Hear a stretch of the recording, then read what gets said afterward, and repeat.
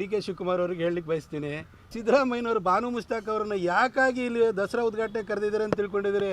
ನಿಮಗೆ ಕಾಂಗ್ರೆಸ್ನವ್ರಿಗೆ ಮೂರ್ಖರಿಗೆ ನಿಮ್ಗೆ ಅರ್ಥ ಆಗ್ತಾ ಇಲ್ಲ. ಅಹಿಂದ ಅಂತ ಬಂದು ಕಾಂಗ್ರೆಸ್ ಒಳಗಡೆ ಸೇರ್ಕೊಂಡ್ರು, ಟಿಪ್ಪು ಜಯಂತಿ ಮಾಡಿರು. ಯಾಕೆಂದ್ರೆ ಮುಸಲ್ಮಾನರು ಸಾಲಿಡ್ ಆಗಿ ನನ್ನ ಜೊತೆ ಹಿಂದಿರಬೇಕು, ಕಾಂಗ್ರೆಸ್ನವ್ರು ಏನಾದ್ರೂ ಕೂಡ ಅಲ್ಲಾಡ್ಸಕ್ ಬಂತು ಅಂತಂದ್ರೆ ಮುಸಲ್ಮಾನರೆಲ್ಲ ನನ್ನ ಜೊತೆ ಇದ್ದಾರೆ ಅಂತ ಬ್ಲ್ಯಾಕ್ ಮೇಲ್ ಮಾಡಬೇಕು. ಹಾಗೆ ಅಹಿಂದ ಅಂತ ಅಂದ್ಕೊಂಡ್ರು, ಬ್ಯಾಕ್ವರ್ಡ್ ನನ್ನ ಜೊತೆ ಇದೆ ಅಂದ್ರು, OBC ನನ್ನ ಜೊತೆ ಇದ್ದಾರೆ ಅಂತಂದ್ರು. ಈಗ ನೀವು ಚೇರ್ನ ನವೆಂಬರ್ನಲ್ಲಿ ಎಳೆದು ಬೀಳಿಸ್ತೀರಿ ಅಂತ ಅವ್ರಿಗೆ ಗೊತ್ತು. ಅದಕ್ಕೋಸ್ಕರವಾಗಿ ಮುಸಲ್ಮಾನರು ನನ್ನ ಜೊತೆ ಇದ್ದಾರೆ ಅಂತ ಜೋರಾಗಿ ಇನ್ನೊಂದ್ಸರಿ ಅಬ್ಬರಿಸೋದಕ್ಕೋಸ್ಕರ ಈ ಬಾನು ಮುಸ್ತಾಕ್ ಅವ್ರನ್ನ ಕರೆದಿದ್ದಾರೆ. ಡಿ ಕೆ ಶಿವಕುಮಾರ್ ಅವರೇ, ಇದನ್ನು ಅರ್ಥ ಮಾಡ್ಕೊಳ್ಳಿ. ಸಿದ್ದರಾಮಣ್ಣ ನಿಮ್ಮನ್ನು ಕುರ್ಚಿಯಿಂದ ದೂರ ಮಾಡೋದಕ್ಕೋಸ್ಕರ ಇದು ಮಾಡ್ತಿರೋದು. ನೀವು ಅದನ್ನು ಅರ್ಥ ಮಾಡ್ಕೊಳ್ಳೋದಲ್ಲೇ ಈ ಧರ್ಮದ ಬಗ್ಗೆ ಏನೇನೋ ಮಾತಾಡೋಕೆ ಹೋಗ್ಬೇಡಿ ಸರ್. ಸಿದ್ದರಾಮಯ್ಯವರು ನಿಮಗೆ ಚೇರ್ ಬಿಟ್ಟು ಕೊಡಬಾರ್ದು ಅನ್ನೋ ಕಾರಣಕ್ಕೋಸ್ಕರ ಇವೆಲ್ಲ ನಾಟಕ ಮಾಡ್ತಿದ್ದಾರೆ.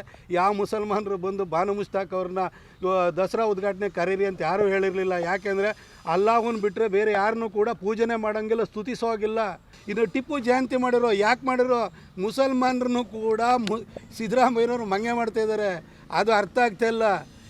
ಶಿವಕುಮಾರ್ ಅವರೇ, ನಿಮಗೂ ಅರ್ಥ ಆಗ್ತಿಲ್ವಲ್ಲ ಸರ್? ಮುಸಲ್ಮಾನರಿಗೂ ಇದು ಅರ್ಥ ಆಗ್ತಿಲ್ಲ. ಸಿದ್ದರಾಮಯ್ಯನವರು ನಮ್ಮ ಓಟ್ ಮೇಲೆ ಅಷ್ಟೇ ಕಣ್ಣಿಟ್ಟಿದ್ದಾರೆ ಅಂತ ಏನು ಮಾಡಿದ್ದಾರೆ ಇವರು? 7.25 ವರ್ಷ ಆಯಿತು ಮುಖ್ಯಮಂತ್ರಿಯಾಗಿ. ಏನಾರು ಮಾಡಿದಿರಾ? ನೀವು ಅಲ್ಲದೆ ಮೊಹಲ್ಲಾದಲ್ಲೇ ಇದ್ದೀರಿ, ದಲಿತರು ಕೇರಿಗಳಲ್ಲೇ ಇದ್ದಾರೆ, ಉಳಿದವರು ಟ್ಯಾಕ್ಸ್ ಕಟ್ಟಿ ಸಾಯ್ತಾ ಇದ್ದಾರೆ. ರಾಜ್ಯಕ್ಕೆ ಏನಾದ್ರು ಬಂದಿದೆಯಾ? ಕುರ್ಚಿ ಮಾತ್ರ ಸಿದ್ದರಾಮಯ್ಯನವ್ರದ್ದು ಭದ್ರವಾಗಿದೆ. ಇದನ್ನು ಅರ್ಥ ಮಾಡ್ಕೊಳ್ಳಿ ಸರ್.